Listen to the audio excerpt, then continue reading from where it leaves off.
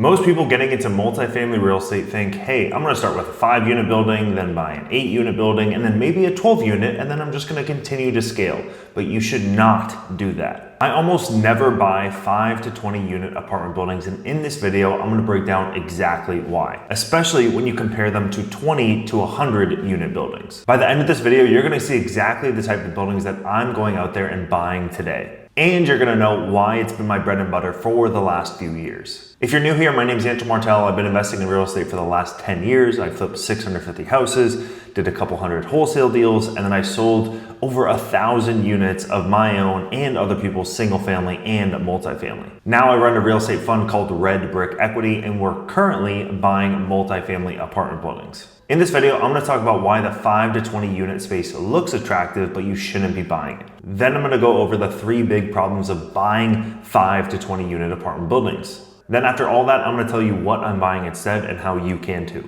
So with that being said, let's get into the video. So first, I think there's a couple reasons why people even look at the 5 to 20 unit in the kind of first place. Number one, I think they're thinking like, oh, it's bigger than SFR, which is true. Like, a lot of people who buy single family homes do eventually want to scale and they want to buy larger buildings. So they say, hey, well, I'll start with a 4-unit, then an 8, then a 10, then a 12. And it's going to be better economies of scale, and it's going to be a smaller price tag than a 100-unit building, so it feels a little bit safer. The other thing is that they're listed everywhere, right? So they're on LoopNet, Crexi, brokers are blasting these out. So it also looks like there's like a ton of inventory out there. The number 2 thing would be like a smaller price tag. And then number 3 is just like, it's marketed better. Also too, when you see like a 100-unit building, you're like, where the hell do I even start? And then a lot of gurus online say, hey, you need to start small, start with single family, and then slowly work your way up. The problem is, like, I've done it that way, and if I were to do it again, I would do it completely differently. And the 5 to 20 unit space is a space that you can skip. If you are currently watching this video and you're looking to invest in real estate, you can skip the 5 to 20 units, okay? The reason why is that they're more high risk than they are good for you. First, I want to talk about the problems with it, all right? So let's get into the problems of buying units in this space and why I want you to just skip it altogether, okay? Problems. Number 1, financing. Financing absolutely sucks for these properties, okay? The 5 to 20 unit space, you're gonna have to use a conventional bank loan. It's gonna be often recourse, shorter terms. You're not gonna get the juicy agency debt, okay? So like financing for this building would be like 30% down, 2 points. Right now we're at like 7.5% rate. And then if you go 20 units plus, you're gonna get 20% down payment and a 5.9% rate. Seriously, because the 5 to 20 units, also, this is gonna be recourse and this is gonna be non, which pretty much means if they were to ever come after you, you weren't able to pay off the loan, they would come after all of your personal assets as well. Non-recourse means they will not do that. They legally cannot do that. So, do I need to say anything else? Like, this is why it kind of sucks to buy units in the space. Number 1 is the financing. Now, the reason why you have to get to this level to get the better loans is because these have a requirement of $1.5 million purchase price and up, okay? This can be like anything.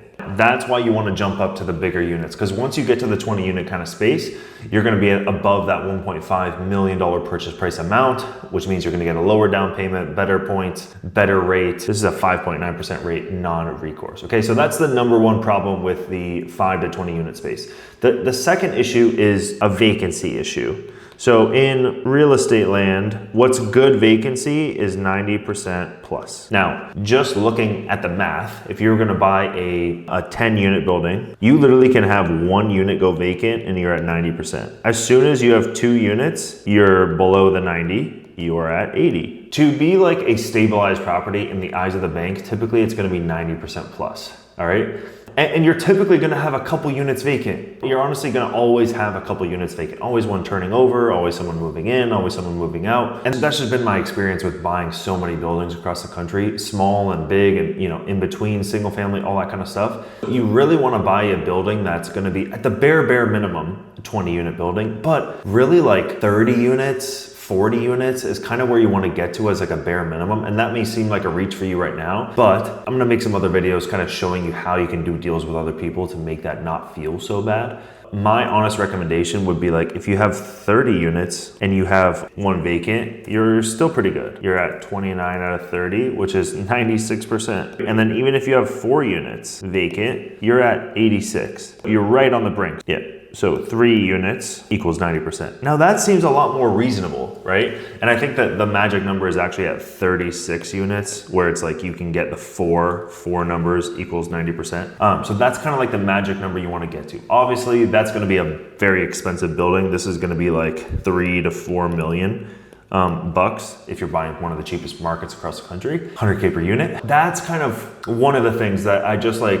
It creates so much more operational risk. Yeah, you can't have on-site management. You can't have great property management. Great property management doesn't want to manage these buildings because the vacancy issues. I think like even just from my point number 1, just showing you can get better financing, you can get a better deal. You're going to have less vacancy, less issues. You're going to get better property management by going a little bit bigger. You just have to figure out how can you do it a little bit bigger. How can you partner up with somebody like me to actually partner up to go and buy a multifamily property like that, right? Now, problem number 3.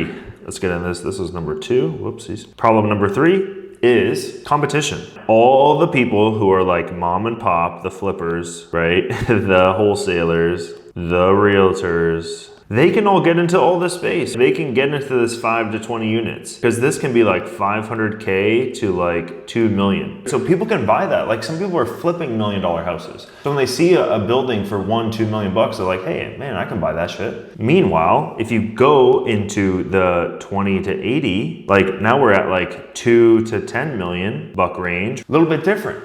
A little bit different structure. The financing changes, like lots of different things changes because these lenders up here that will do this regular financing, these lenders here, they typically have loan maximums. They don't want to lend 10 million bucks, 7 million bucks on a multifamily apartment building. They want to stick to their bread and butter, which is not that. So here you're going to find a lot of competition. For example, if you're in a 5 to 20 unit in a certain neighborhood, let's just call it the same zip code, you might be at like 125K a door. And then if you do like a 20 to 100 unit in the same zip code, you might be at 100K a door. People are just kind of fearful to get up there. I know it's scary. Trust me. I've sent $1 million wires, couple $1 million wires before. It's fucking terrifying. But the fear never goes away. So you just have to get comfortable with the fear because that is not going to go away. That's going to be there forever. What I would recommend is kind of making this jump. Okay. Go from the 500K to 2 million to make 2 million your base, really 1.5 million your base to 10 million. Get to this range as best as you possibly can. The way that I recommend do it, that I've seen other people do it is, and I've done it with other people, help them do it, is by partnering up. So add some value. We've had people come to us and say, hey, I can find you a deal. Hey, I can raise some money. Hey, I can do this. Hey, I can do that. We've brought them in.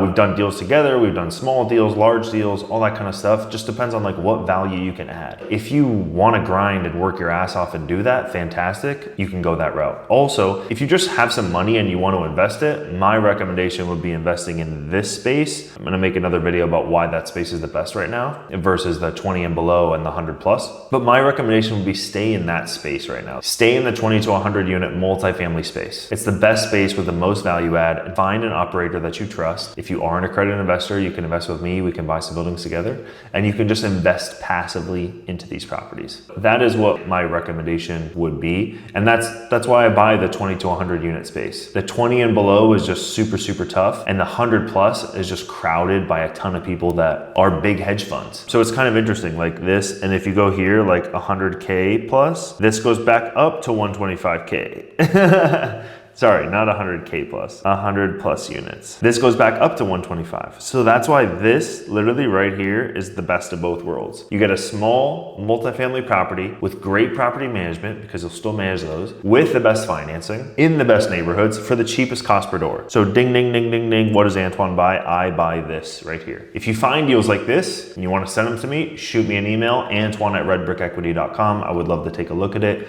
We can do the deal together, okay? Thanks for watching this video. If you found this helpful and you want more deep dive videos on how we actually pick markets, underwrite, operate these buildings, make sure to subscribe and check out our other long form videos on the channel. And if you're a high income professional and want to be more on the passive side, I put together a free investor starter kit. It has a couple example deal decks and a breakdown of how we think about this stuff. You can grab it with the link down below, top of the description. Thanks so much, and I'll see you in the next video.